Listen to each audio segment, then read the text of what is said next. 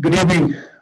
Welcome to the Ridge to Rivers Zoom meeting. Thank you for attending tonight.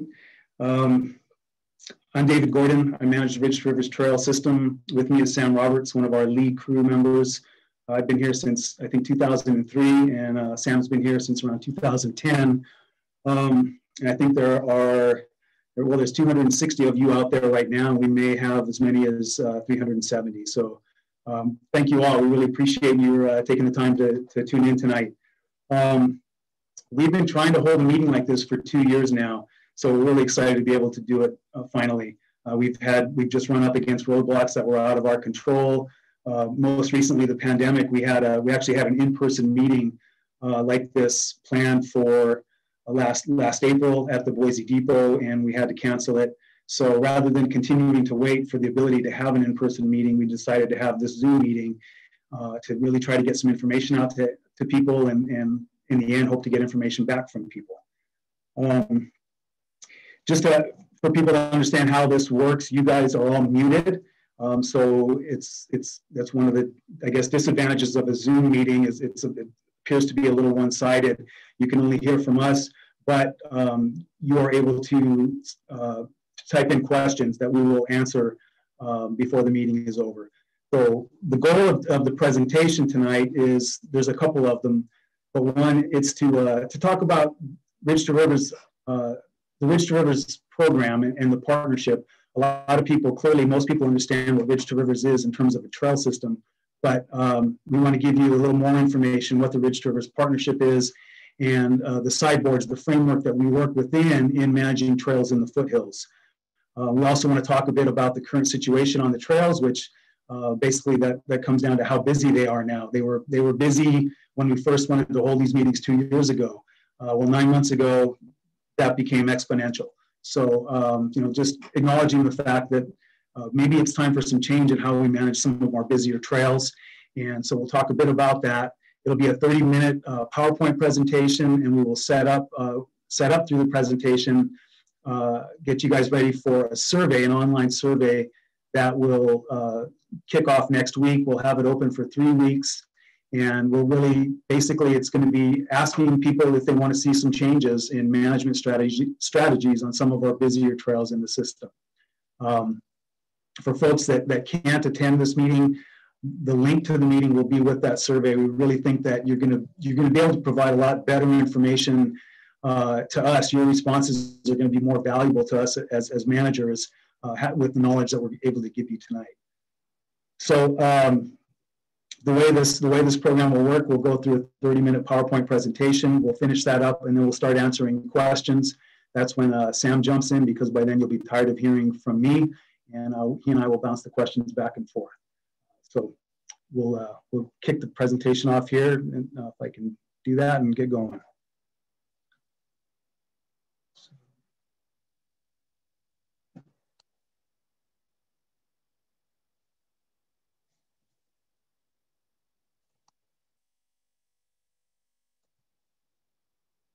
There we go. All right. So welcome again. This was, as we figured out how to do a webinar, I thought that I would be doing most of my speaking to this opening slide, but clearly a few views of the foothills. So the Ridge to Rivers system, how it operates, there's 5 land management agencies that are part of the Ridge to Rivers partnership. The City of Boise, which is the lead agency, 80 County Parks and Waterways, the Boise District of the Bureau of Land Management, the Boise National Forest, Idaho Department of Fish and Game. Those are our 5 agency partners in Ridge to Rivers, but to a lesser degree, we're also partners with a lot of private landowners, because a lot of our trails cross private lands in the foothills, either by revocable easements or permanent easements. The overarching goal of the program is to provide a sustainable, seamless, high-quality trail experience for all users, while also protecting the unique ecological, cultural, and biological resources found in the Boise foothills. And there's some key words in that goal statement. Sustainable. When we're developing new trails, we're trying to develop trails that are going to stand the test of time. They're going to be here for our children's children. A lot of the trails that we have on our system, admittedly, are less than sustainable. because we've gathered them through the years. The Ridge to Rivers Partnership started in 1992, and many of our trails started as 2 tracks in the foothills or old motorcycle trails, and they're a lot of fun, but they're less than sustainable. They take a lot of our effort to maintain. So our goal is, as we move the system forward, is to provide sustainable trails, but also seamless trails, or a seamless trail system. And by that, I mean, with so many different land agencies in the foothills and private lands, the beauty of the Ridge to Rivers trail system is that when you're out there using the trail, you don't know that you just crossed through maybe 3 or 4 different jurisdictions, as well as maybe 1 or 2 private landowners. Because of the partnership, we're able to manage these trails as if they're on under one contiguous land management agency. So the partnership is unique, and we owe it a lot to people back in the early 90s who thought this up. The other thing to key in this goal is that while our primary goal is to provide this trail experience, we have to do it while balancing the other resource values in the foothills, which is incredibly important: the ecological values, the cultural values, the biological resources. So we don't just go out and build trails. Before we do that, we have to look at all those different factors. So this is our office. That's the Ridge to Rivers management area. If you can see it, we go from Highway 55 out west to Highway 21 to the east, basically the Boise Ridge line to the north, and along the southwest edge would be Hill Road and Warm Springs Road. And if you look at the map is obviously colorful. The legend on the side shows all of the different land ownerships out there. So there are a lot of different landowners in the foothills. The white is private, the yellow is BLM, just as for some examples. And clearly our trail system goes right across that entire area. So, that's where we come down to trying to provide a seamless trail experience when you cross through all those different land management jurisdictions. To bring that a little closer to home, a lot of people are familiar with the Hulls Gulch area. It's one of our most popular areas. And just the Hulls Gulch Trail, Lower Hulls Gulch Trail alone starts on city property to the left of your screen, crosses over onto Little Enterprises partnership property, then onto property owned by the Claremont Realty Company, back onto Little property, back onto Claremont property, and then onto BLM. So that's one trail.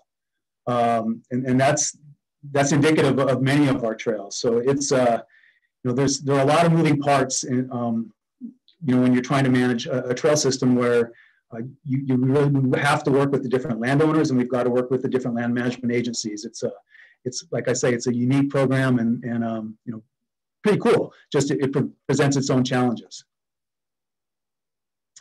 And we all want new trails. That's especially as the trail system has become busier and busier. We all want new ones, and myself and my staff included. But before we can build any new trails, we're required to ensure that additional mileage doesn't significantly impact other resource values, wildlife, sensitive plants, scenic, cultural. So you're kind of seeing a theme here. These are things that we have to take into consideration before we're able to add new trail mileage in the foothills. And as an example of that, when we're looking at new trails on Forest Service or BLM, basically federal lands, we have to follow the National Environmental Policy Act, or NEPA, and those agencies have to do an environmental assessment of the proposed trail. And what they're doing is making sure that there aren't any extenuating or any significant impacts that are related to the new trail. So they're looking at all those other resource values. When you're on if we're looking at a new trail on city or county property, we're looking at the same, we're checking against the same resource values. It's a little less formal process than a NEPA document, but city and county do the same thing. They want to make sure that we're not putting in new trails at the expense of other resource values in the foothills. A lot of folks ask about additional trails in the Boise River Wildlife Management Area, and we're not able to add mileage there. That's under the Idaho Department of Fish and Game. And their primary goal there is to manage that area for wintering wildlife. And with the growth of the valley, that's more important every year. So we're lucky we've got some trails in there, but we're not able to add any mileage in that area. And then clearly on private land, we can't build any new trails or even reroute any of our existing trails without permission from the private landowner. And usually that comes in the form of a permanent easement or revocable easement. So for those reasons, it's pretty easy to understand why it's illegal to construct new trails or even alter existing trails on public lands or private lands without authorization. In these two pictures here, the trail on the left was a trail that people were cutting in on the Boise National Forest in the upper foothills recently, and on the right is a little trail jump park system that was developed over the years by folks that was on private property. Both were closed. The one on the right was closed by the private landowner. But you can't go out and build trails without authorization, because we have to look at all these other values. So putting in new trails takes time. We're committed to it. I think in the 17 years I've been here, we've added about 75 miles of trail to the system, which is it's quite a bit, and we certainly hope to add more mileage. It's a process that takes sometimes more time than we would like. Give you some examples of that.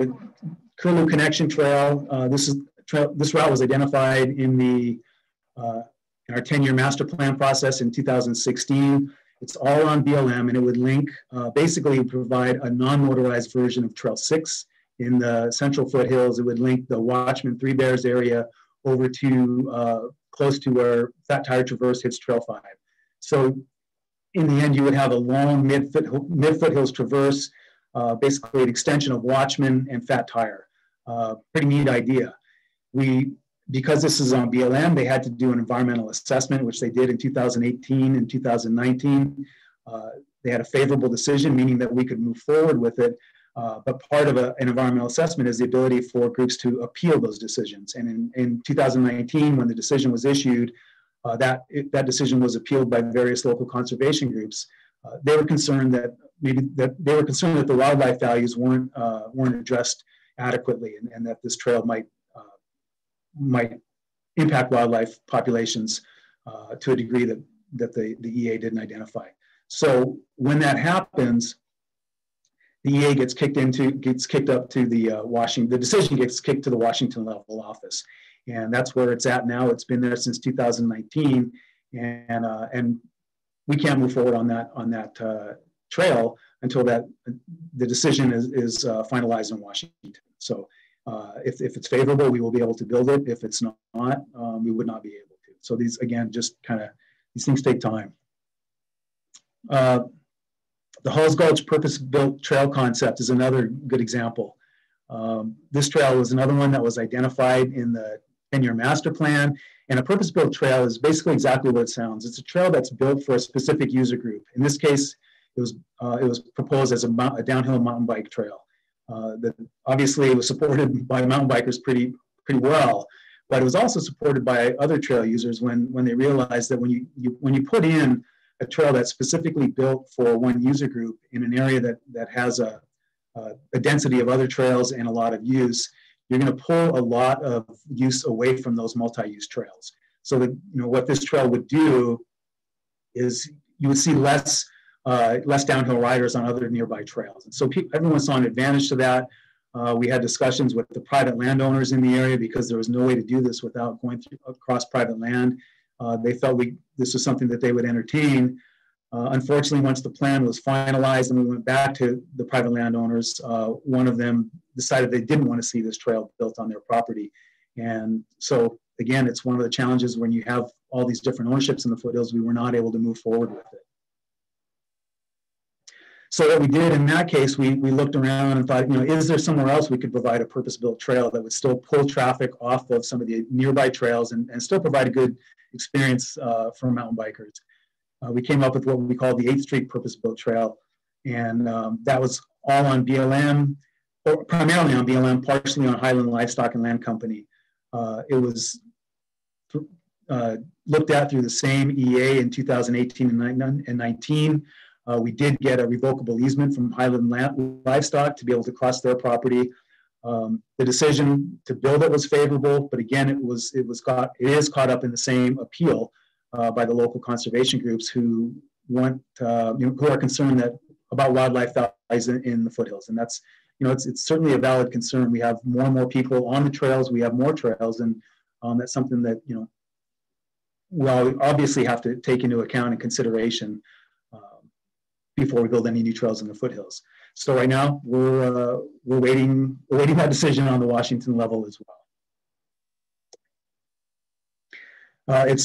We do have some success stories, or hopeful success stories. I mean, I hope those are all success stories in the end, but some that might be happening a little bit sooner.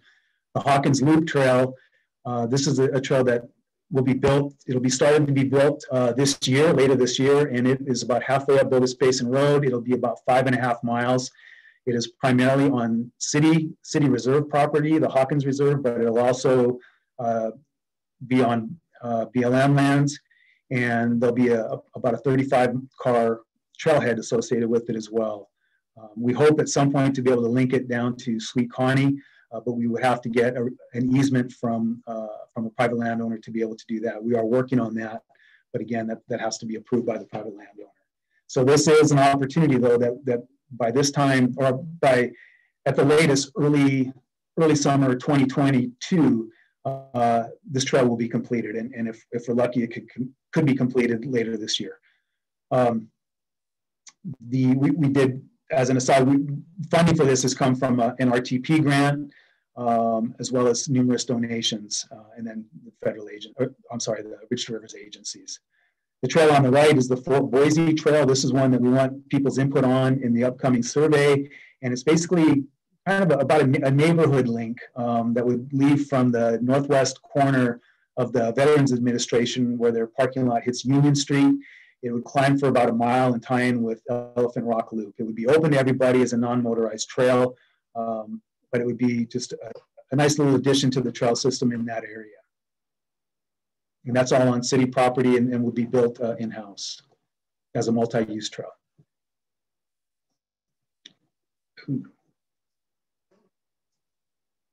Sorry, technical difficulties. Sarah, how come I'm not advancing?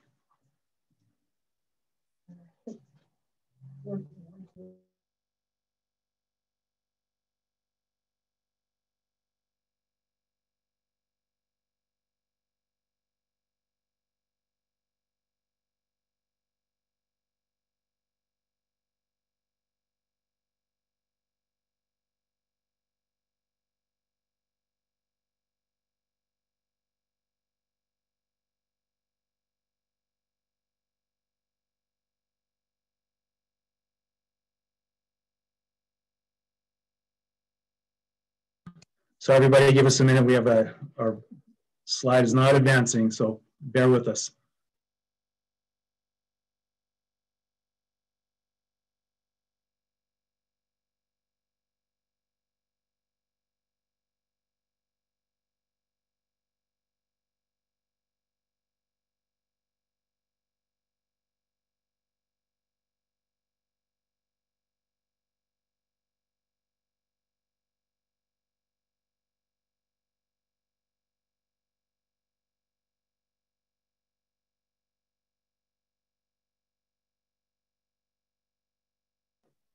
All right, sorry about that. We're back again. Another couple of trails that you'll see coming on board, hopefully.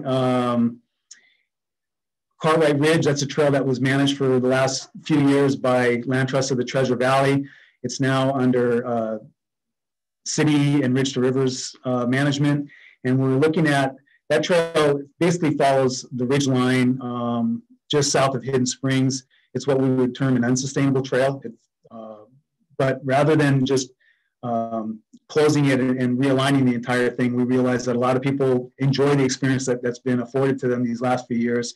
So what we'll probably do is do a series of reroutes on it, and we will manage those reroutes as the Cartwright Ridge Trail, but we won't close the existing route, meaning that you have two choices basically along that ridge line. And we hope to be able to start that process this summer as well. The last one there on the right is what we're calling right now the Collister Connection. Down at the bottom of Upper Collister Road, there's a small, a group of about 6 or 7 homes going in, and we're going to be able to have access through that small development. And if people approve of the proposal, we will construct a single track trail above upper Cartwright Road that would tie into the Polecat Loops, the Polecat Reserve system. But again, that needs to be approved and with a lot of public input. Ooh. Yes, there you go.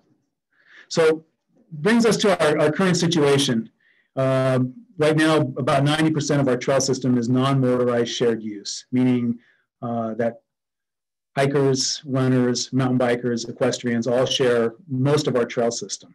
That's worked great for years and years, but we've started to realize in the last few years that on some of our busier trails, it has become more problematic. Since March of this past year, use has doubled and even tripled on some of our trails. And so clearly, you know, we're at the cusp of the need for some changes. And you've got people on foot, runners, hikers, equestrians that have concerns on these heavily used trails that are shared with bikes. They're concerned for their safety. They've got trails inherently have limited visibility. You're on a narrow tread on a mountainside. It's just how it is. And so there are safety concerns out there with non-cyclists on these shared trails. And cyclists have concerns. You know, the sport of mountain biking has really evolved in the last decade. Currently, we don't have any trails in the foothills that are just for cyclists. And they'd like to see that opportunity given. So, you know, there's people on all user groups are interested in some opportunities that aren't provided right now and concerned about the increase in use. And we're looking at creative ways to be able to hopefully be able to mitigate some of those concerns. Another thing worth noting is just, you know, about a third of our trail users bring dogs with them, and that leads to its own problems. We have areas are like the hillside Hollow Reserve is heavily used by dogs. It's loved by dog owners. It's wonderful, but there are a lot of impacts from the amount of dogs that are there.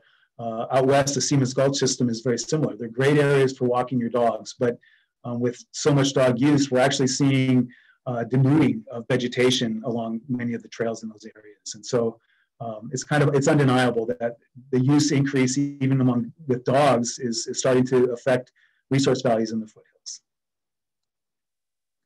And the trail quality is deteriorating. Our trails are getting wider. As trails get wider, they're more prone to erosion. When you have more surface area exposed to the weather, you're bound to get more erosion. So our trails are getting wider. And keep in mind, most people come out to enjoy trails because they're looking for a trail experience, not a road experience. So they're looking for narrower trails. They're getting wider. They're getting in places quite eroded. And especially during winter months. And we just threw this slide in today, but it's a great example. This picture was taken this morning on the Kestrel Trail, and is an area that the Rich Rivers Trail Crew spent about a week improving last fall. And this is what it looked like this morning. It was basically impossible to walk on or run on without twisting an ankle, and because of when people used it when it was too soft. And what happens when that occurs is you're forcing your traffic off the trail into the area on the side that we've been trying to revegetate. So we're just seeing tremendous impact, especially during our winter months on the trail system, this winter especially. So how do you deal with this? Again, we talk to other trail professionals all over the West. We try not to operate in a vacuum in here in Boise. And everyone's pretty much in agreement. Your best solution is building new trails. Clearly, provide some new opportunities, and when possible, provide opportunities that maybe are specific to different user groups. That's the best scenario. As I've shown, we're trying to work that way in places. It's a slow process. So we're looking at other strategies, and this is where we're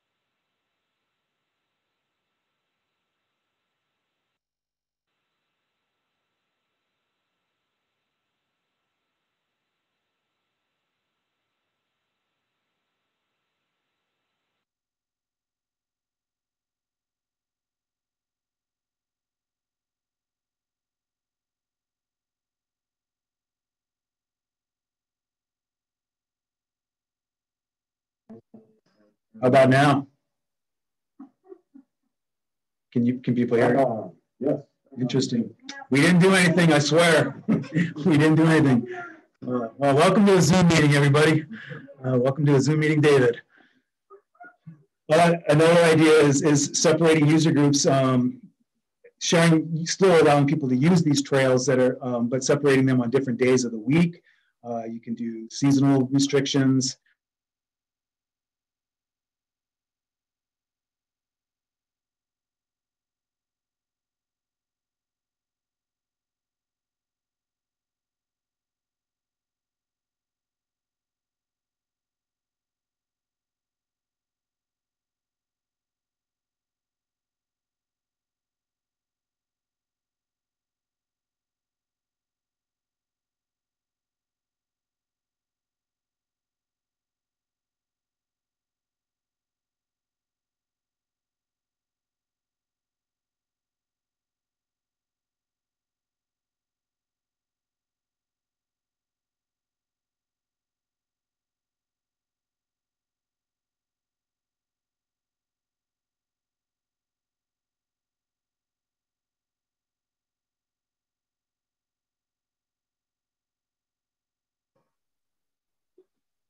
Can people hear me now?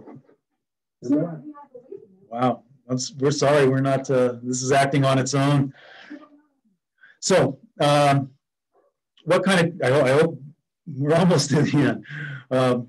Which trails would we look at doing this on? Well, clearly trails that are heavily used, trails that have poor visibility, and for it to work, you really want trails that don't have a lot of trail junctions, because if you have a trail that has a specific direction or is close to specific user groups on different days, and you have all these other trails feeding into it, it's too confusing to people. So we look at those three factors when we're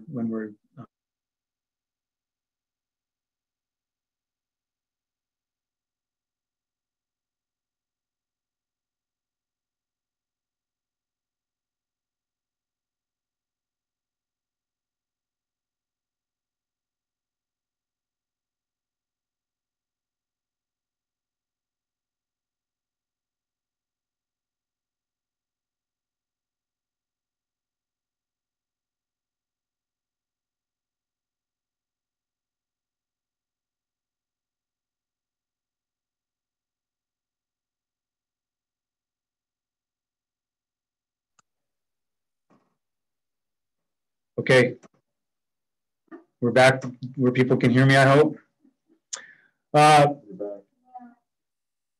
Possible trails that we'd like to, that we're going to seek your input on: Laurel Hulse Gulch Trail, Around the Mountain Trail, Polecat Loop, and Bucktails Trail. So we're looking for people's input in this survey with some scenarios to manage these trails a little differently. You'll also have the opportunity to suggest some others. But we don't want to just jump in and start changing our whole system. We want to really see if this works with two or three trails this summer, if that's what people want.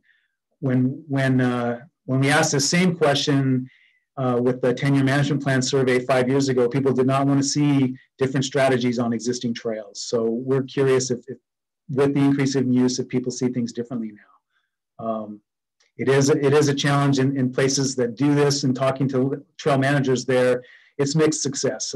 You get people that are really in favor of it and other people that aren't so happy with it. And that's unfortunately, that's trail management.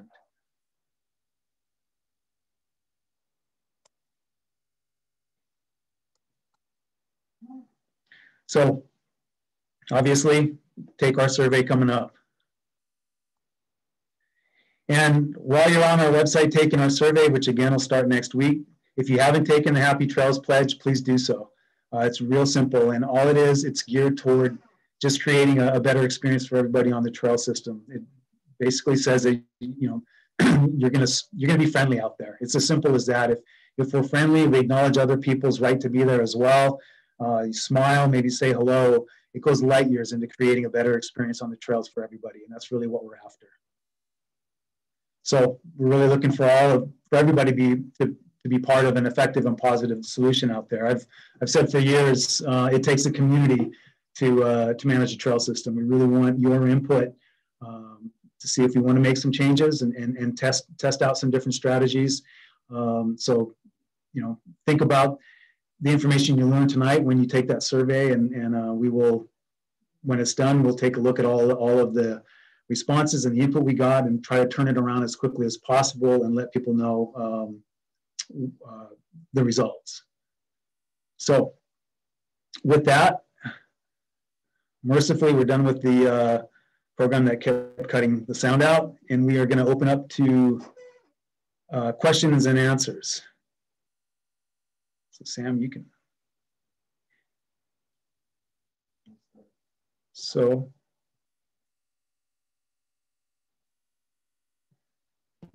we just start.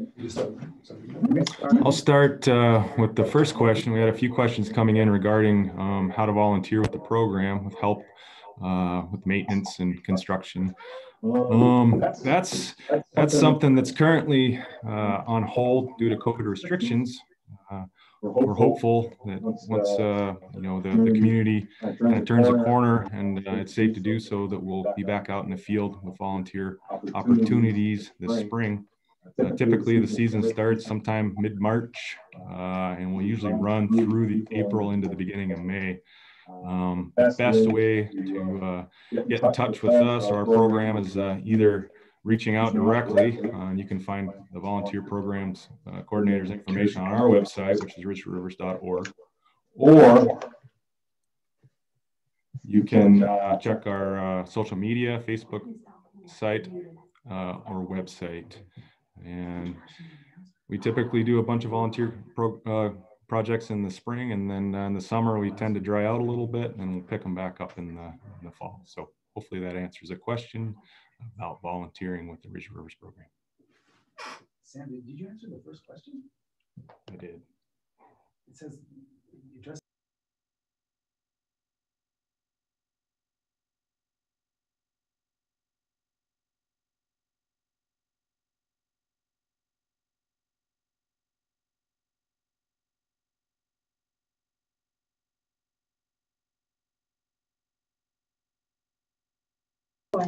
So next question, are we going to address people with trucks who are destroying some trails when they're muddy? We're getting a lot of destruction on the trails, but to our knowledge, not from anybody taking trucks out on the trail system. We're certainly trying to reach trail users to let them know, to use them responsibly. And again, if you're not aware of this, 8 o'clock every morning, we have on our Facebook page and our website a trail condition report, and please take a look at it. We always have photos, and we suggest best places to go out and enjoy the trails, and really talk about where you're going to want to avoid going out and time of day, that type of thing. So, Sam, go ahead.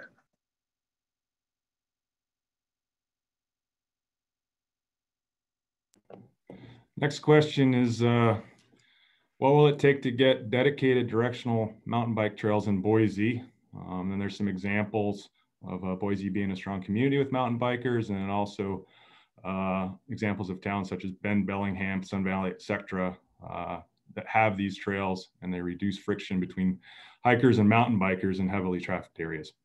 I think that the presentation that David gave addresses that to a certain degree. And I think the other thing that we mentioned earlier, the survey that we'll follow up with after the presentation also has questions that directly pertain to that question. We are aware that directional trails are something that are becoming more and more of a need, and certainly people in the mountain bike community feel that they're necessary part of a trail system. So I encourage you to take the survey, and anybody else that has a question about that particular issue, and then we'll take it from there.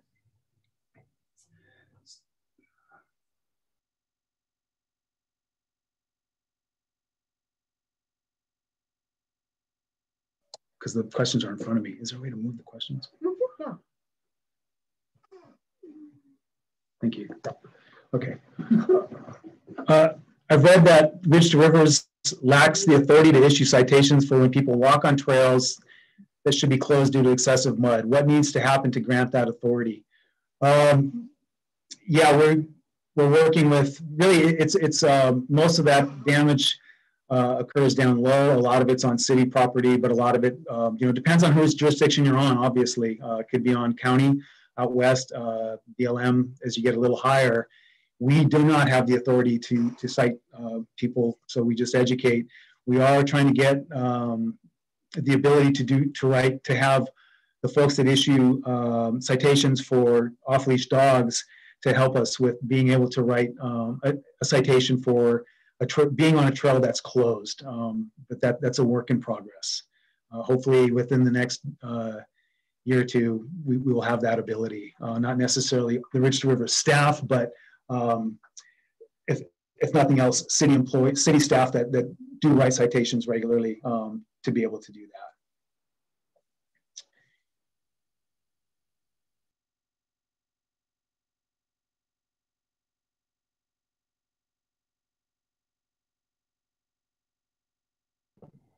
The next question is, what is the policy on motorized bikes regarding trails? I'm assuming that this relates to motorcycles. Motorcycles are allowed on 2 of our trails, trails 4 and 6. The rest of our trail system is non-motorized.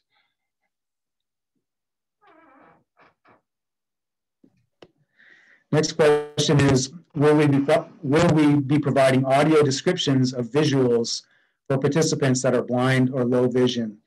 Great question. We will work on that with the city's IT to see how we could do that. I think that would be great. Certainly beyond my area of expertise, but I appreciate your suggesting that.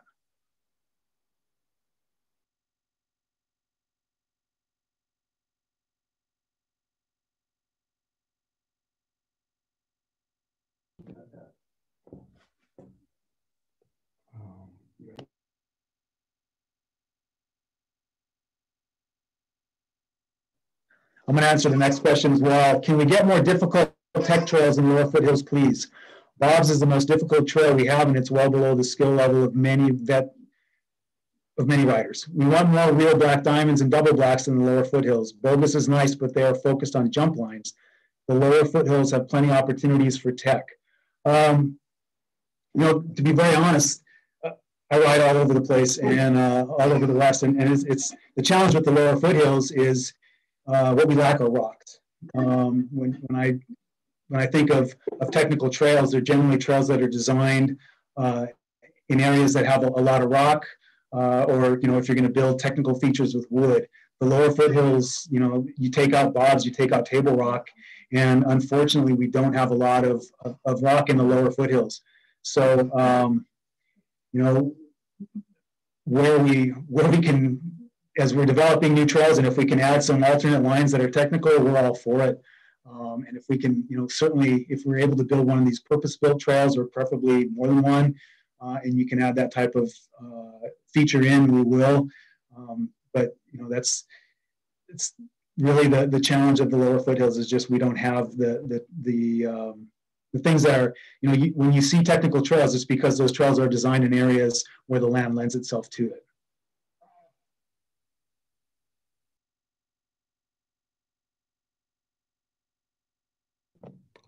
Okay, the next question is similar to the last question. Are there plans to build more advanced trails in the lower foothills? It seems like everything down low is extremely moderate and lacks opportunities for progression. I think David sort of summed that one up with his answer to the last question. So we'll move on to the next one. I will say with respect to that, it's the challenge is, again, the foothills have incredibly erosive soils, and sometimes in designing and building these trails, we feel the same way. Like, wow, it feels very similar to the last 3 trails we built. But what we find is, as soon as we start kicking up the grade on a trail on a new build, they tend to erode quickly, especially with the kind of use that we get. So, it's to get to more technical, advanced trails, you really got to get up into the higher foothills, and we're glad that Bogus is trying to do that. They've got the ability to add a lot of features. They've got the ability to harden trails more than we do. So it's just, basically you're up against the fact that the lower foothills don't have, excuse me, don't have the terrain and a lot of the things you need to create real technical advanced trails. I think the best thing we can offer is not closing off things like Cartwright Ridge, which has steeper climbs and descents, and leaving that at least as an option for people. So the next question is, why isn't quality of life and neighborhood, you moving those? I just lost it. Are you sliding it up, Sam? I do not. I can't find. Why isn't quality of life and neighborhood included in your overarching goals? The Polecat Trail has destroyed the quality of life and peace and quiet of Briar Hill, and the non-residents that visit only care about your written goals, not our quality of life for residents. It needs to be dealt with. It's a interesting question. It's an interesting question, and I think it's worth considering. The trail system draws a lot of use. I mean, there's no doubt it draws a lot of people, and I guess when I look at what we're doing, I think in managing the trail system, I firmly believe we're improving the quality of life for residents in the valley. So it is. I can see that there are challenges that are acute in certain areas, and maybe we can find ways to deal with those. But overall, I think we are, by what we're doing, we're improving the quality of life.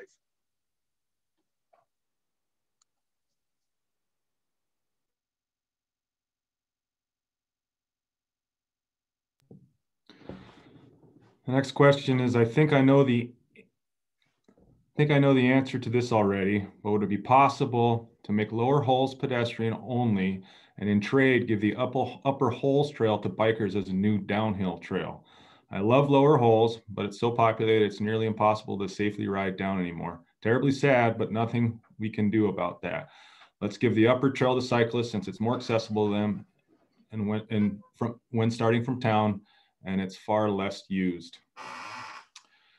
That's a good question. As far as trading the two trails, I'll let David answer that, but I can say that one of the questions on the survey does actually ask about Halls Gulch and some different management strategies on how to control the overpopulated use on that trail, especially on the weekends and busy afternoons and evenings during the peak season.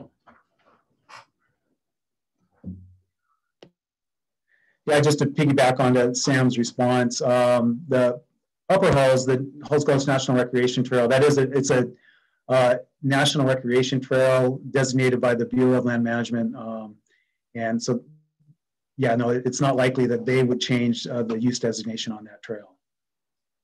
Next question we'll bring up is, if the trails on private lands get too damaged, is there risk of the private owners disallowing people to continue using them? It's a great question. We're always going to run that risk. I would say yes.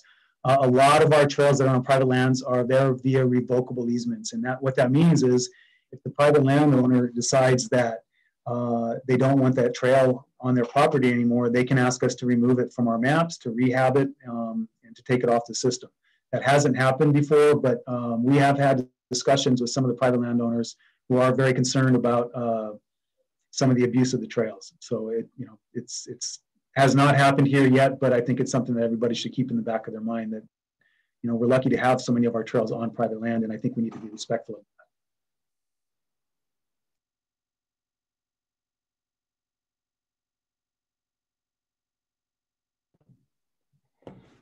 Next question, is the Hawkins Loop multi-use or single use? The Hawkins Loop will be non-motorized shared use trail. Directional.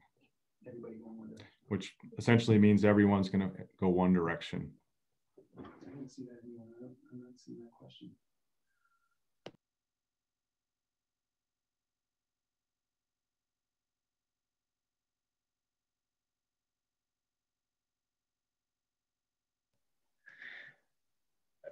Next question is, within the 10-year master plan, there were 3 directional designated use trails for mountain bikers. These trails were put on hold by Boise City Council without public input. what are the plans to develop these trails? These would substantially improve the experience for all user groups as well as improve safety.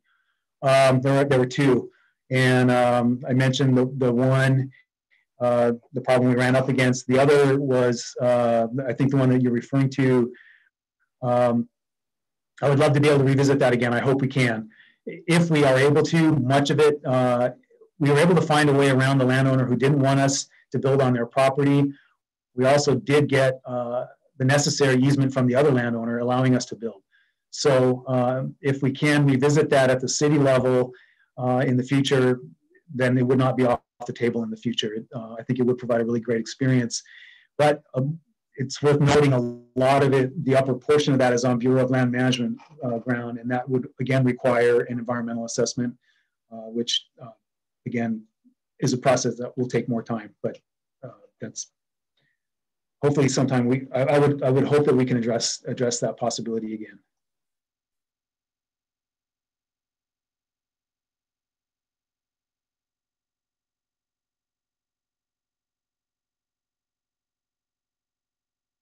Yeah, that'd be great. Okay, so once I see you. Yeah. Okay, the next question is, if the trails on private lands get too damaged, is there a risk of private owners? Answer that. What's that? Answered that. You did. Yeah. What will be the vertical gain for the Hawkins Loop? Do you know that? No. No, that's weird.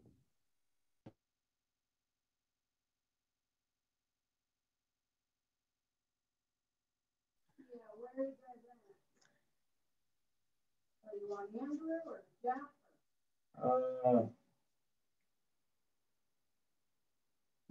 Some of these probably. I'm on John Watts, which is said you should have a picture of cars here too speeding up and down the road through the neighborhoods. That's I'm not muted. I'm not muted, Sam. Okay.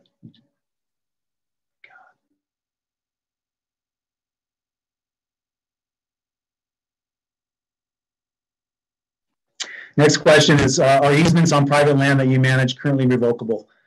Yes, we've answered that. I'm going to answer a couple. Stop moving it. What would be the vertical gain for the Hawkins Loop? I'm not sure what the vertical gain is. It's not substantial, probably a few hundred feet. But that area is broad and fairly gentle, until it breaks over into Daniels Creek where Sweet Connie is. So there's not a tremendous amount of vertical relief there. Next one is Jeff Cartwright.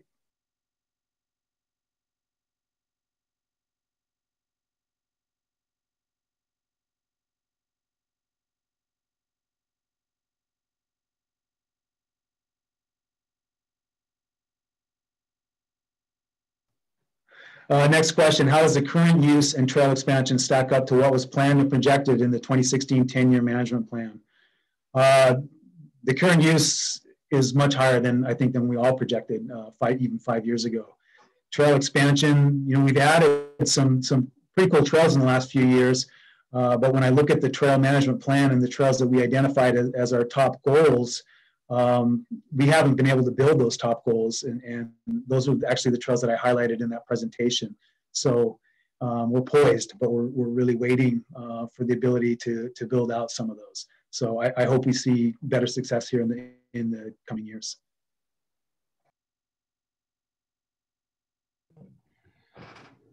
Next question is, with the continuous influx of out-of-state residents unfamiliar with outdoor etiquette, what is the plan to educate these masses and prevent further trail widening, littering, and destruction? It's tough for landowners to justify permitting future use. The present state of affairs is quite sad. I think that obviously there's an influx of out-of-state residents. There's an influx of users in total from the pandemic, from new people discovering the trails. Obviously, there is folks moving from out of state, so I think it's kind of an issue for all of us, not just for the out-of-staters. What we're trying to do is, continuing our education programs as far as the Facebook messaging website. We're doing different things as far as getting the message out, and all we can, hope is, as we move into the future that, people start, using the trails more respectfully. Next question is, will the Hawkins Loop be open to equestrians? And if so, is there going to be trailer parking? Yes and yes.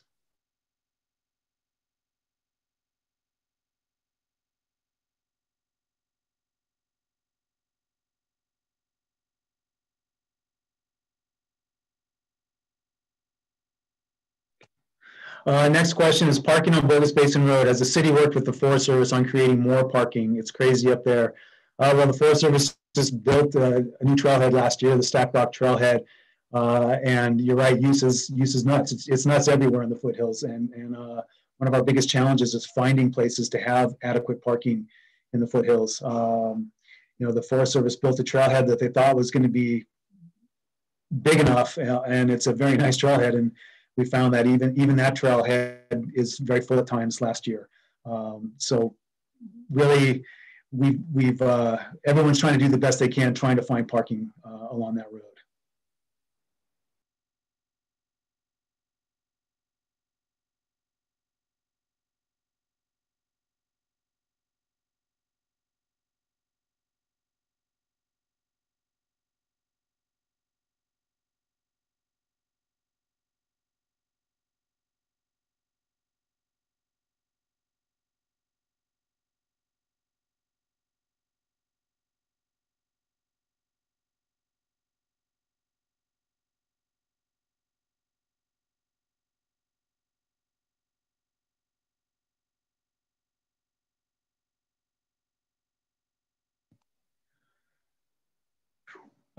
Question is, which conservation groups oppose the trails with that EA? That's public knowledge, so I don't mind answering that. Ada County Fish and Game League. Actually, I think it's the Ada County Fish and Wildlife League. The Boise Band of Great Old Broads for Wilderness, the Idaho Chucker Foundation, and the Wildlands Defense.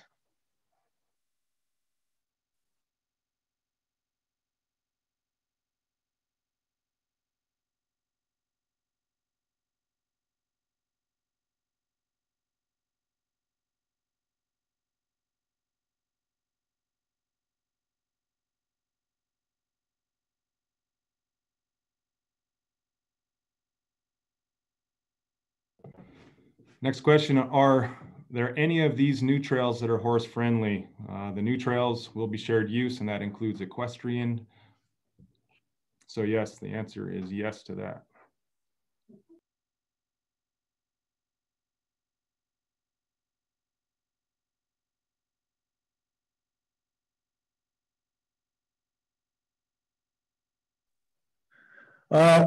Will the 8th Street purpose-built trail be a downhill-only trail, or would it also be bike-specific climbing route? Also, if it gets approved, is it going to be contracted to a trail building company or built by Ridge to Rivers? It is going to be purpose-built downhill, so the way to get up it would be either along 8th Street Road or up Bob's Trail. And how it's going to be built is yet to be decided, whether it would be a trail contractor or in-house.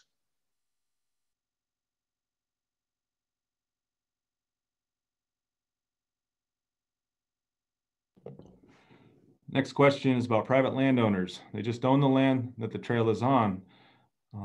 If they were to sell the tract, could we potentially lose access? Why would they own the land that has been granted to R2R? There's easements, both revocable and irrevocable. It is possible that some of these landowners that have revocable easements could potentially take the trails away in the future. So that's a possibility.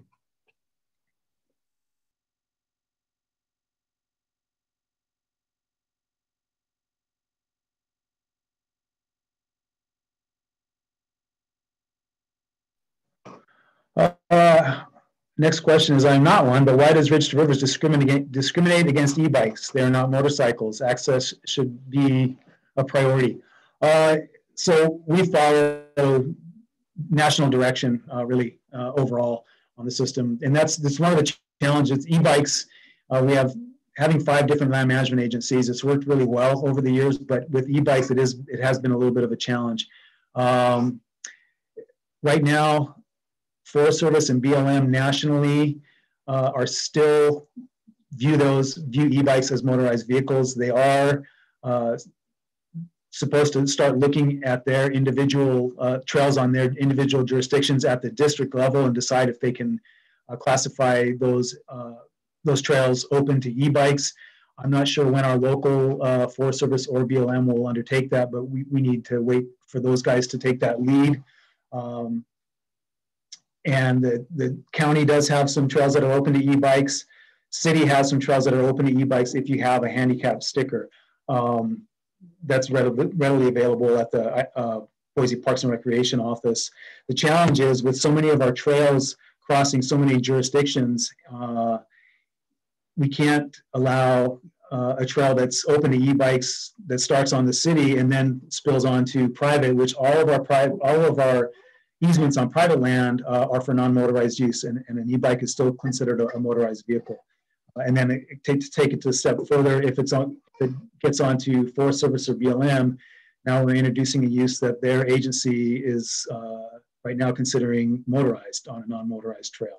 So it's a challenging process, as the whole country kind of wades through where e-bikes should be allowed.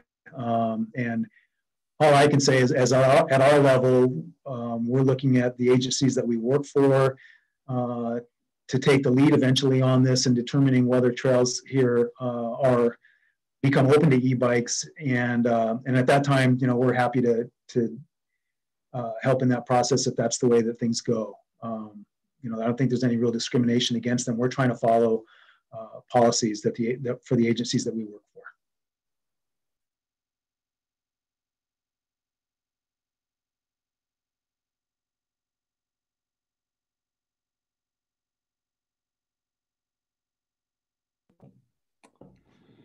The next question is, what is the R2R budget for employees and what are the employee tasks?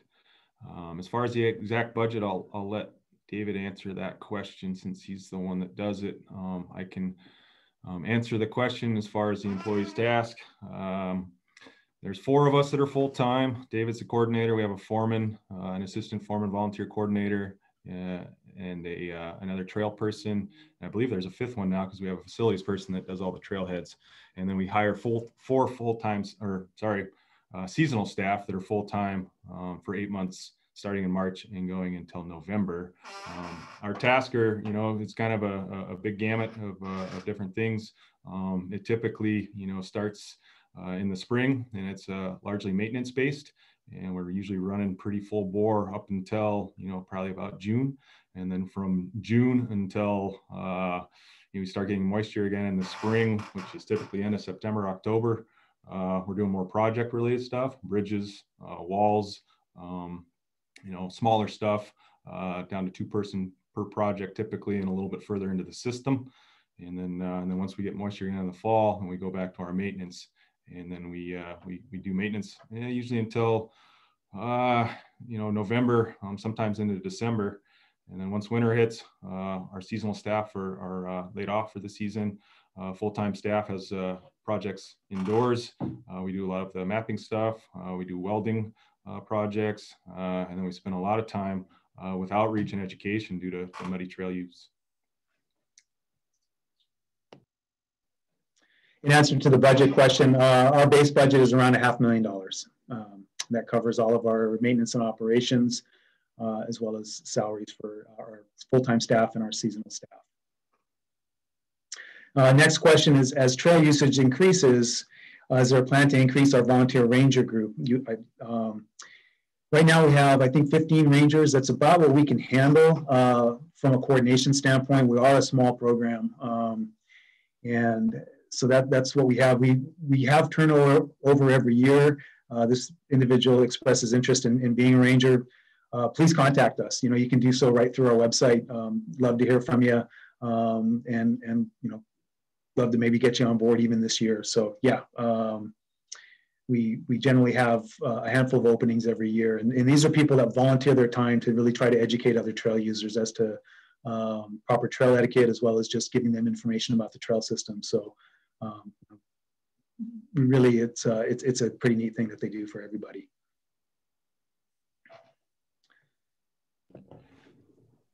Next question, Muddy Trails. Can we get local news organizations to report on trail conditions? We have. This is one avenue that we've used. We've used the news on TV. We've used the radio and a number of different other avenues. So that's just one that we've used, and we will continue to do so.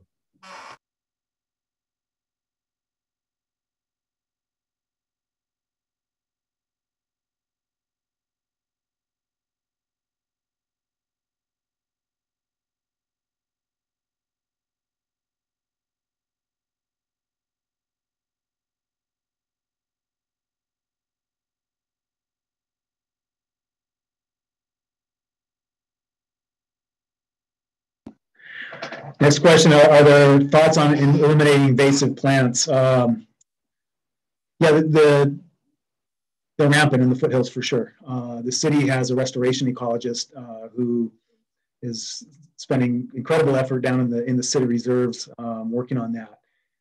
So everybody acknowledges it's a problem, and it's a huge undertaking to try to eliminate them, but and I don't know that eliminating them is possible, but at least trying to control them in certain places. But yeah, we are, the agencies that we work for are aware of it, and including BLM and Forest Service. You know, as an example, we found some noxious weeds out on some of the trails in 5 Mile Gulch, and they've been great about going out there and trying to take care of those. So yes, I'll do the next one, I think. Next question is, how many current private property easements are revocable?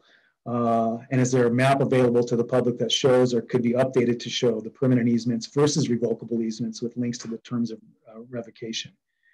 In other words, will the future of some trails be jeopardized or compromised by developers' interests, especially builders who might want to revoke easements and capitalize on the favorable housing market? That's a great question. I don't have the answer to how many have easements that are revocable as opposed to permanent, but suffice to say, there's quite a number in the lower foothills that we have. I'm going to take a guess, and that's probably the best I can do sitting here. I bet we have at least a dozen revocable easements, if not maybe closer to 15, and permanent easements we probably have 3 or 4. So most of our easements are revocable, and yeah, in the end, revocable means that the landowner, if they so choose, could revoke it for whatever purpose that they want. That's how the agreements are written. I hope that hasn't happened. That won't happen. That has never happened yet. So fingers crossed that it doesn't.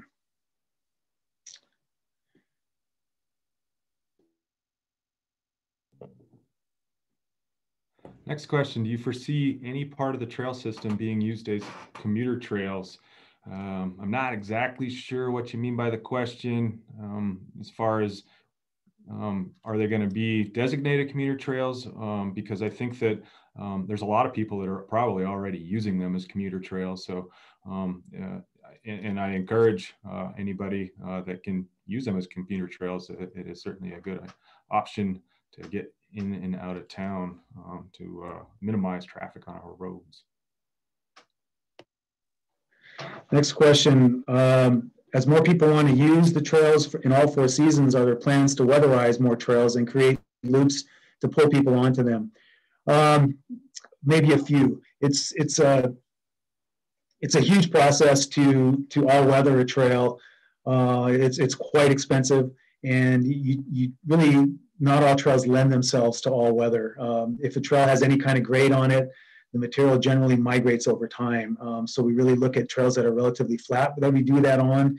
And we try to watch the fact that anytime we've done that, we've generally gotten comments from users who are sad to see it. They don't want to see the imported material on the trail. So we try to balance what we do and thinking about everybody's desires and needs out there. There are certainly a couple trails in the lower foothills that we have in our back pocket that we may try to add to the all-weather list, but they still are relatively short in distance when you're looking at the overall system. We just it's really cost prohibitive to think that you're going to go out and say all weather a trail like the Bucktail Central Ridge Loop as an example. That's just, you know, we don't have the funding for that.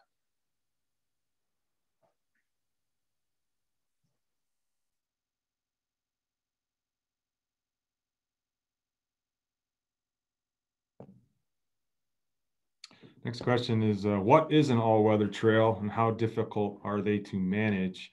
An all-weather trail is a trail that typically we import a road mix type surface, and then we lay that down and compact it. And the idea behind it is it's a surface that you can utilize most seasons of the year during inclement conditions such as rain and snow. Our issue in the foothills is most natural native surface trails in the lower foothills especially are either a high clay content or a high clay sand content, and they become muddy very quickly, either due to precipitation or also the freeze-thaw cycle. So the all-weather trail is what we've done here over the last few years. We've actually imported a surface into some of the places in the lower reserves, and that gives folks an option to utilize an open space area during those inclement weather times that you can't use other trails. Are they difficult to manage?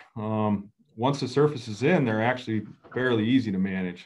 They're certainly easier than other trails, the native surface trails. I think, as David alluded to earlier, the challenge there is the initial costs, getting those materials in and then installing them. No, he's totally, yeah, he doesn't have the red thing on, so he, yeah, he should be good. Okay.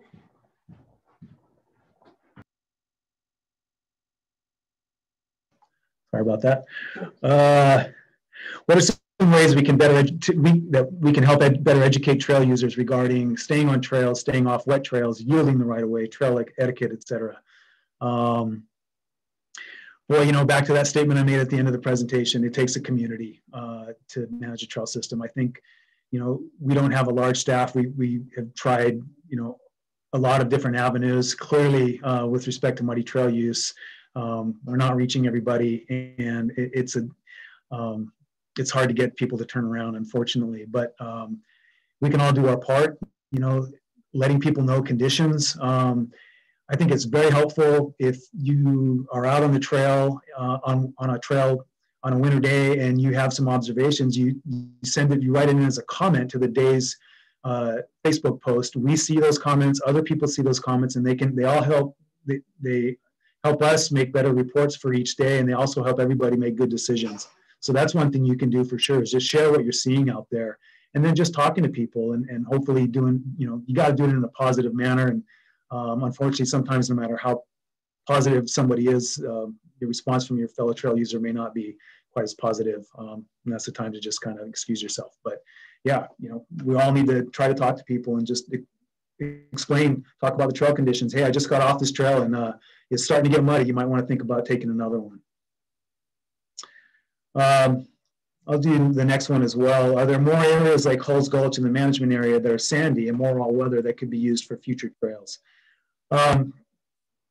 Yeah, you know, the interesting thing about the foothills is the soils change constantly. Lower Hulls is one of the few that stays pretty sandy throughout, but a lot of trails start sandy, and which is part of the problem. Kestrel is a great example. You'll start the first quarter mile, it's sandy, you think it's great. You start climbing the ridge and you're slipping in mud, and that's when people, you know, sometimes don't turn around. That lends to the problems. So you know, if we're looking at a new trail design and we can pick a hillside that's sandier as opposed to higher clay content soils, we'll definitely put it on the sandier hillside.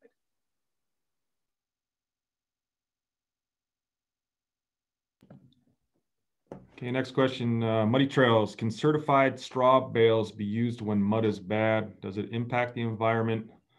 Another North End person recommended sawdust possibility. We have approaching 200 miles of trail, so it might be a little challenging to try to utilize straw bales in all of the muddy locations. I think that earlier we talked about all-weather trails, and that's sort of the solution that we've come up with to this point that works the best to give folks an opportunity to recreate during muddy, inclement weather conditions. So straw bales, yeah, as far as does it impact the environment, I'm not entirely sure about that, but it might be a little bit of a challenge on doing that everywhere in the system.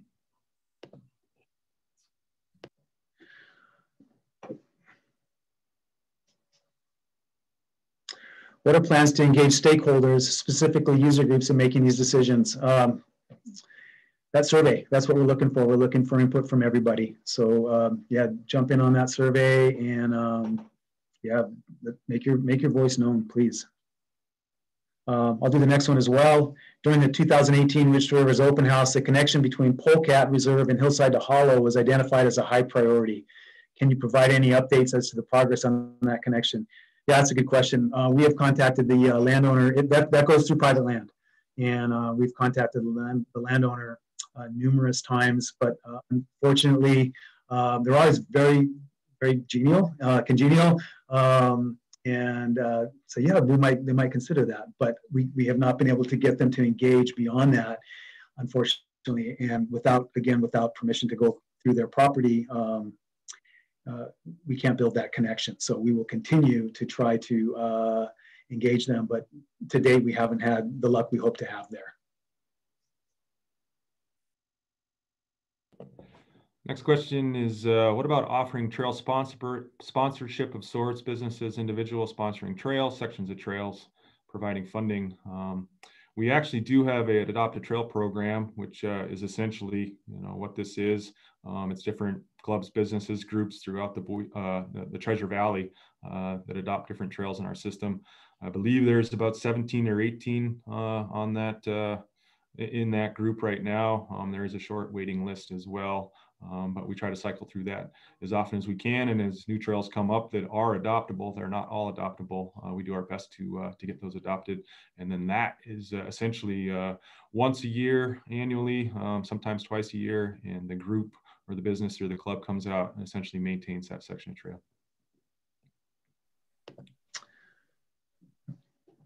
Just move my thing. I'm not sure where I'm at. Got it. Question is curious how we selected the trails for new management strategies. Again, we looked at trails that were heavily used, had poor sight lines, and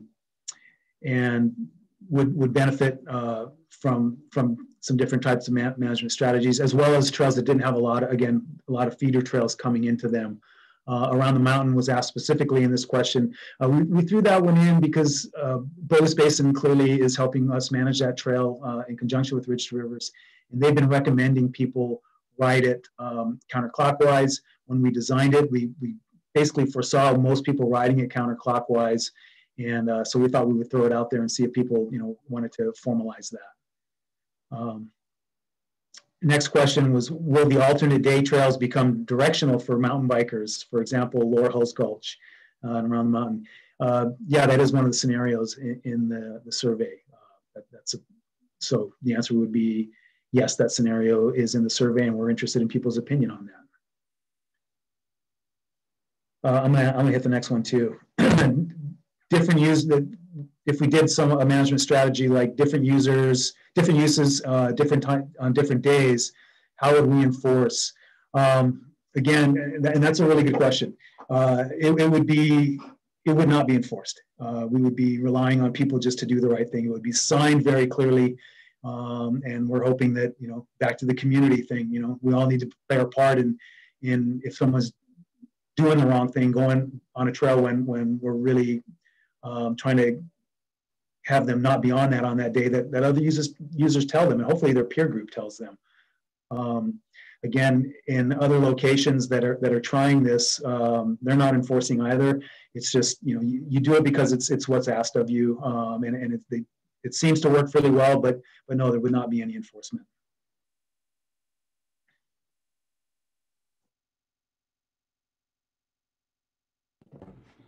Any hope of turning some of the key temporary easements into permanent ones? The question is, sure, that'd be great. Anytime we can get a temporary easement to a permanent one, I think that's beneficial for the system.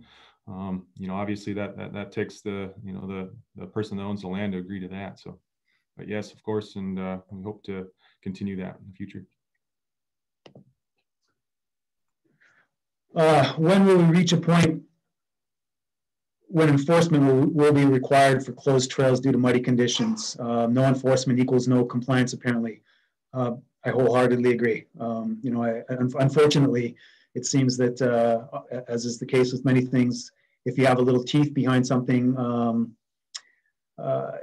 like, hey, stay off the trail because it's closed, because it's muddy, and you'll damage it, it seems to work better. And I think we are at that need.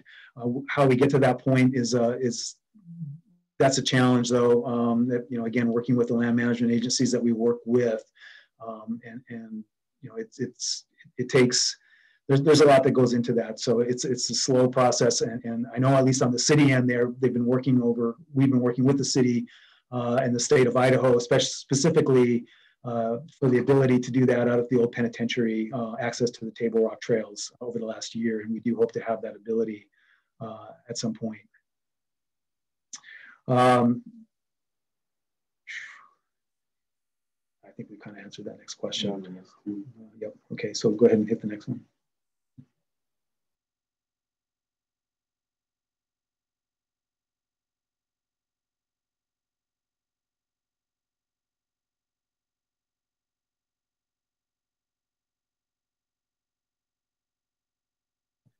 Thoughts on a connection trail from Avamore to Stack Rock? It'd be cool. It'd be a neat connection. In terms of priorities, I don't think that's a real high priority right now, and probably the biggest reason is it would take a lot to get that trail built. And when we're looking at where we put our emphasis, I think we're concentrating on trail opportunities that are going to help with some of the problems that we have right now. Dispersing use in some of our busier areas, hopefully being able to build some purpose-built trails that would help disperse that use, building some of these connections that were higher priorities in the trail plan. So I think it'd be a neat connection. Right now, it's not the highest priority, but you know, who knows? It could rise higher in the next few years.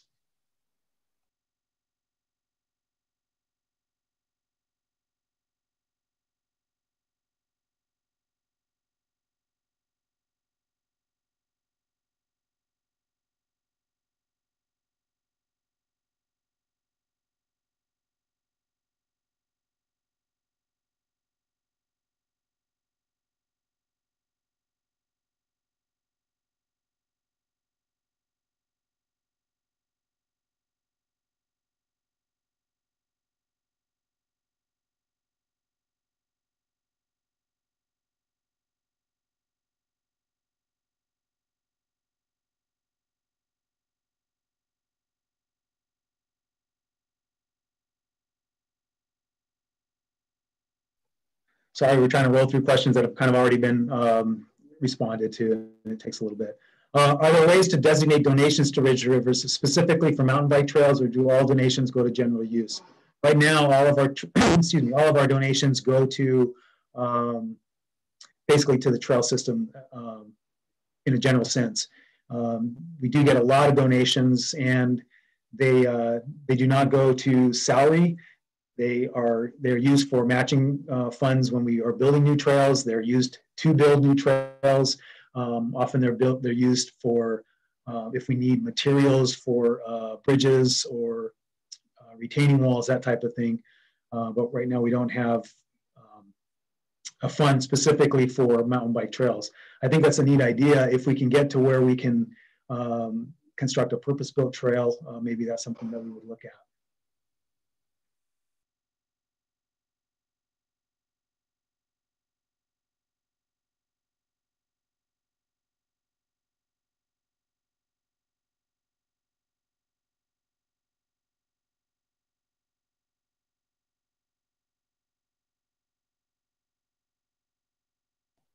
Next question, if someone has some land that connects to the trail system, is there a way to donate it?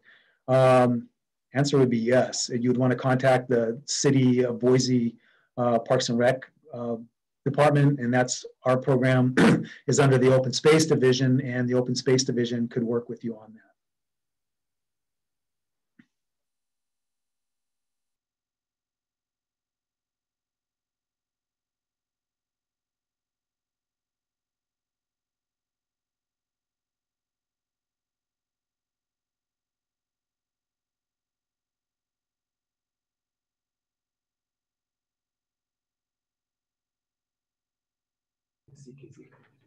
In addition to where trails are built, folks also really care about how trails are built, the trail design. Is there a good method to provide that feedback? I would also encourage you to do the survey and provide that feedback in the survey. That would be the suggestion. I'm going to answer. I'm going to group a couple questions here together. Can we explain why trails have been sanitized and why is Ridge to Rivers changing trails by removing rocks? And basically, are we taking out technical features? Short answer to that is no and never. We do not. If we're removing a rock on a trail through trail maintenance, it's because that rock is 90% loose and it's basically almost going to roll on its own. We fully realize that there are very few technical trail opportunities in the foothills, and we want to preserve those as much as anybody. We are probably more frustrated than anybody when folks take it upon themselves to remove rocks off of technical trails, and we have seen that in recent years. And understandably, people think that it's the Ridge to Rivers program because we're managing the trail system. We do not go out and do that. We take pains to try to preserve the technical opportunities that are out there. So that's, and we'll continue to do that. And I would hope that other users who can't enjoy a trail because maybe it's above their experience level, rather than removing rocks and making it easier, they try to use it to improve their skills or just use a different trail.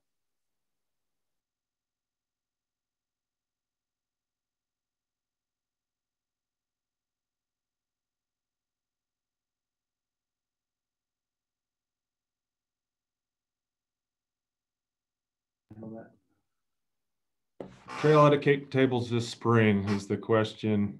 Absolutely, we'd love to. I mean, that's kind of dependent on the community kind of turning the corner with the COVID restrictions. But assuming that we do so and it's safe to do so, we'll plan on having trail etiquette tables at trailheads once again.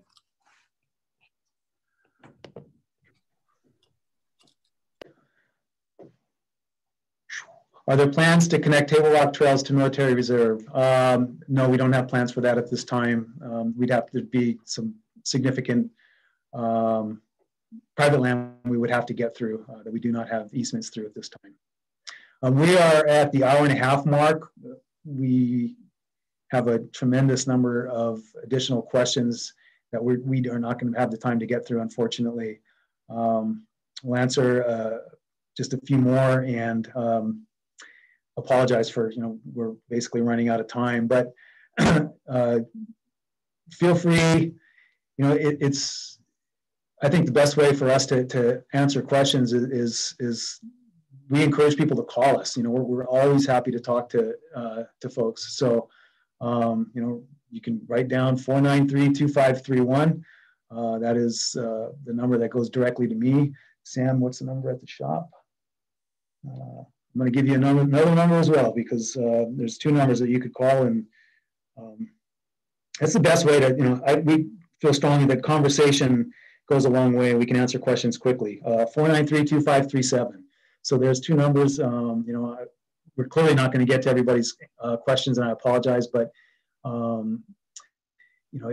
if you can take the time to make the phone call, we're happy to talk with you. And if you miss us, we will call you back. So we'll do a couple other questions.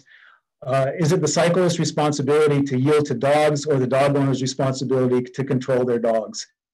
When it comes right down to it, it's the dog owner's responsibility to control your dog. Our off-leash trails are controlled off-leash, and that means that your dog should be under voice command and should get back to you. It shouldn't be further than 30 feet and should be able to get back to you when you call it. Clearly, as the cyclist, and I'm a cyclist, when I'm on trails that I know have a lot of use, I'm going to be looking for dogs and certainly be ready to stop if I have to, and I don't mind doing that because it is a shared use trail. And I think there's, a dog is a bit unpredictable, so we all have to acknowledge that. But dog owners, yeah, they need to be responsible and make sure that their dogs are controlled.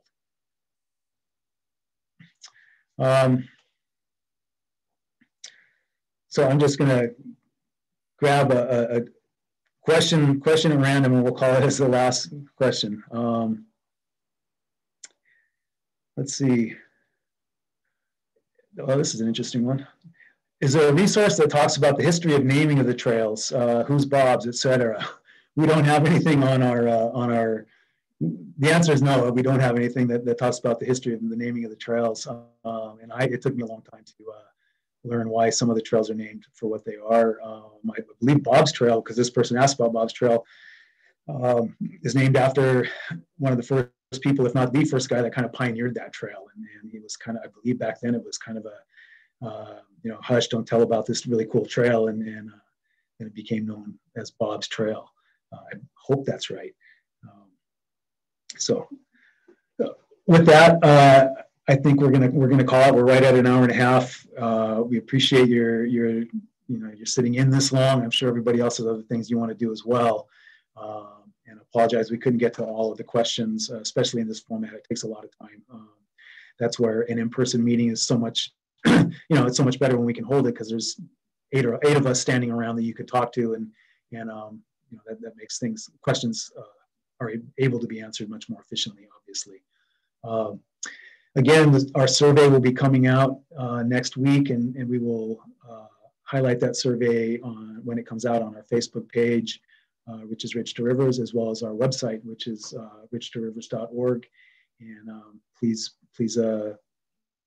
be involved and take the time to give us your input. So thank you very much. Have a good evening.